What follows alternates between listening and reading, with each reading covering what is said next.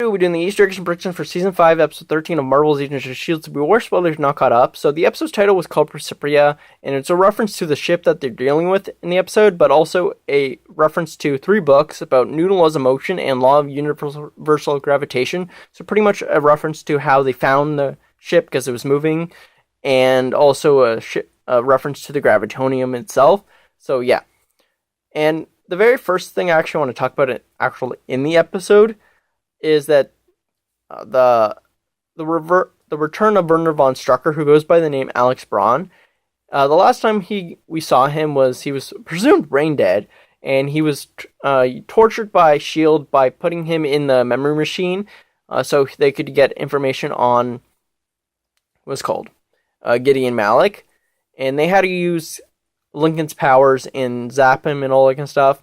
And apparently that decision to do that actually caused Werner von Strucker to actually gain powers and it's the power of remembering everything, and it's a horrible power for anyone to actually have.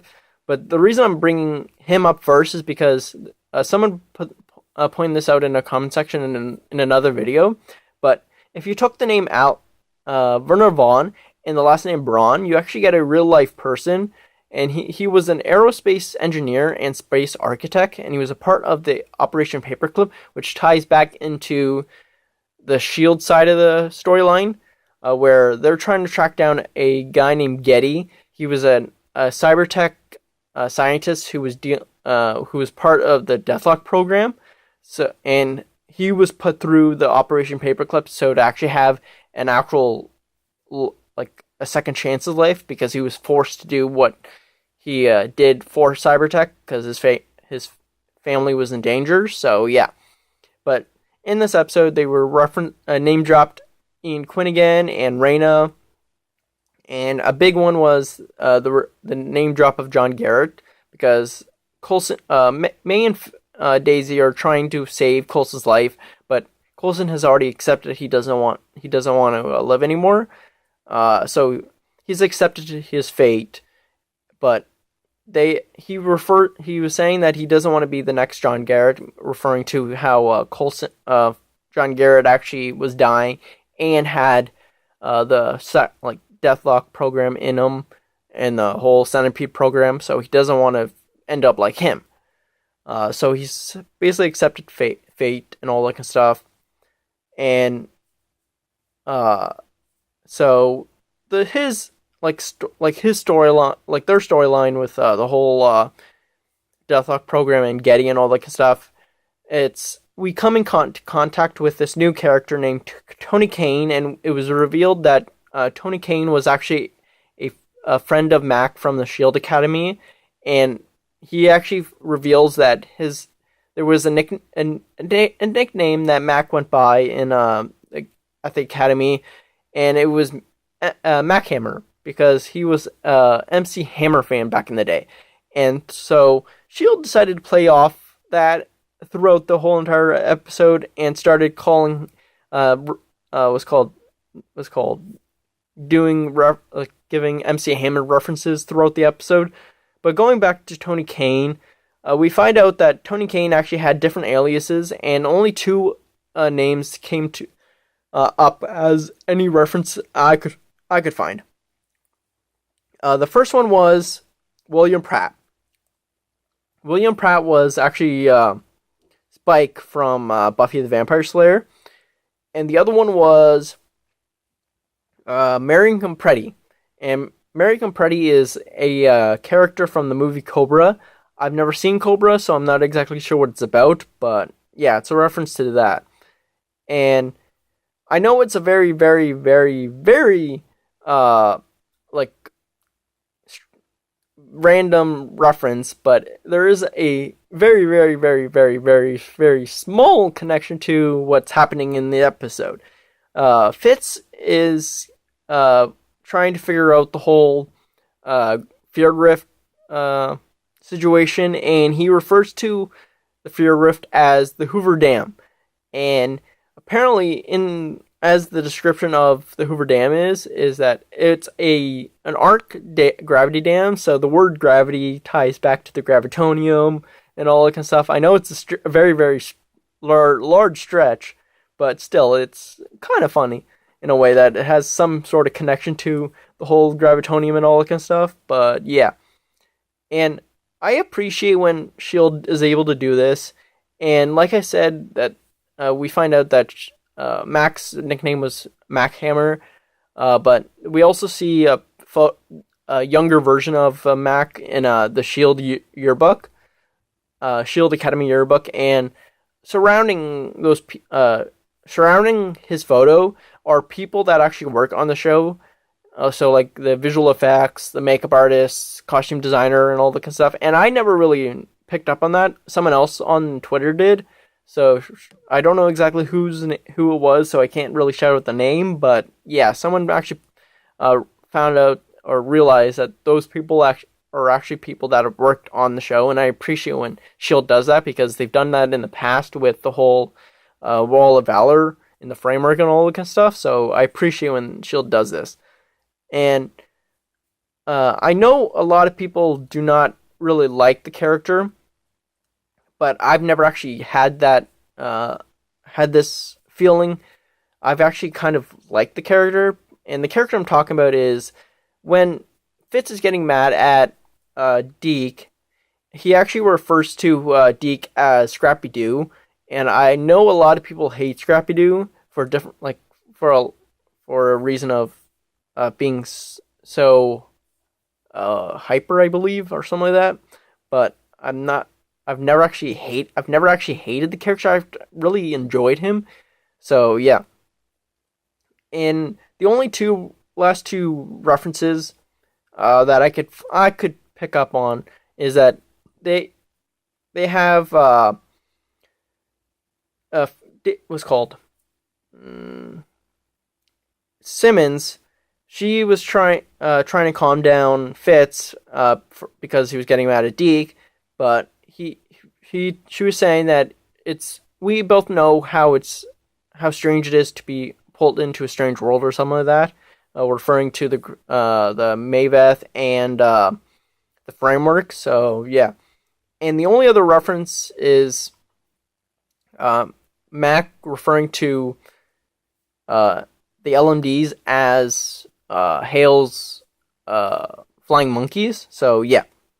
So for predictions, is that there was a new actor cast as someone. We don't exactly know who, but apparently he's going to be playing a alien. So the only alien I could think of that could tie into the whole storyline is the fact it could be a Kree. That's the only prediction I have for that. And it was revealed in this episode that Hale is apparently not Hydra. She has ties to Hydra, but she has association to Hydra.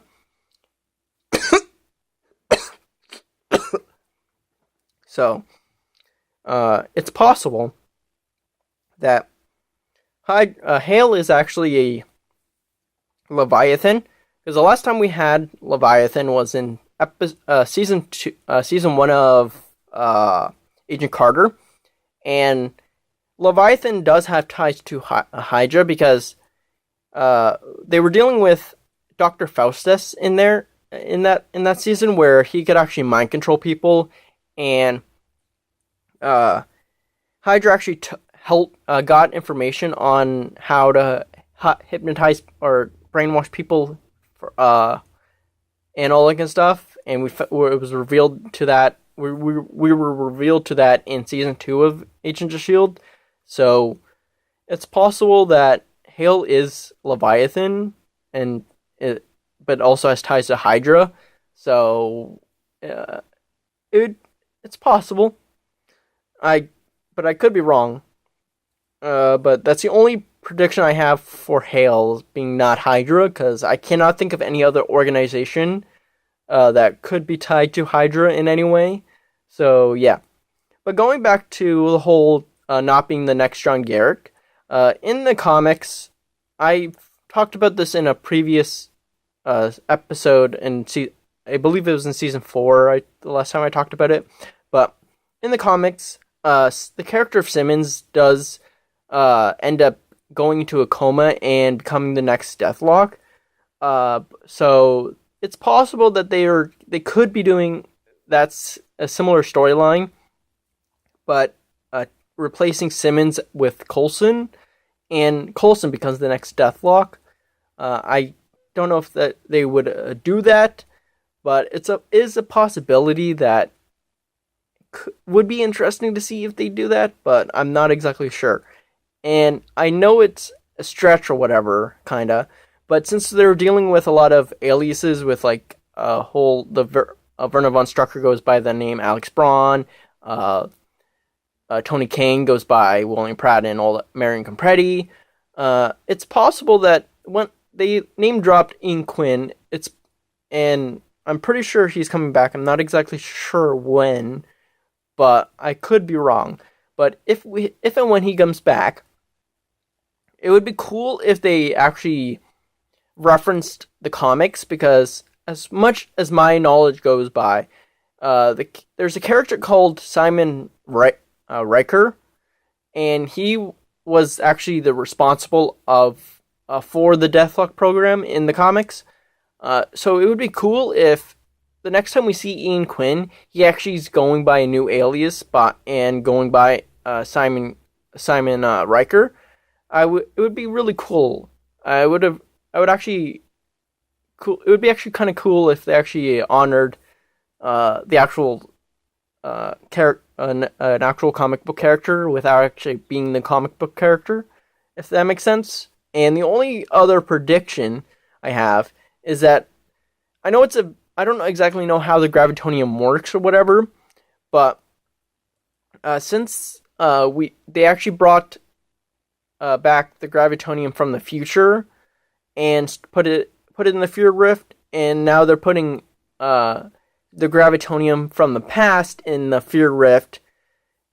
It's possible that Franklin Hall, that's in the whole is the actual in the gravitonium, could go crazy, because he would be in like two time zones in a way, kinda.